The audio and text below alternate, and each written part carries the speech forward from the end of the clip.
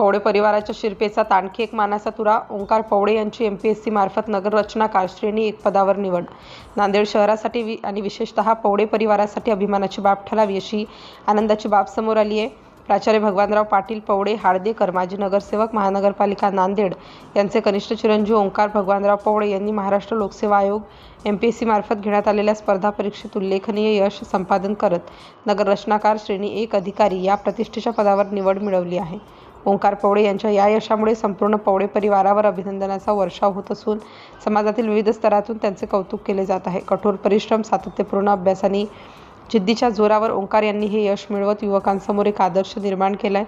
विशेष म्हणजे यापूर्वीच ओंकार यांचे मोठे बंधू महेश पवळे हे देखील नगररचनाकार या महत्त्वाच्या पदावर ठाणे महानगरपालिका येथे कार्यरत आहेत. त्यामुळे एका कुटुंबातील दोन्ही बंधूंनी एकाच प्रतिष्ठेच्या पदावर पोहोचत पवळे परिवाराचे नाव उज्ज्वल केले आहे.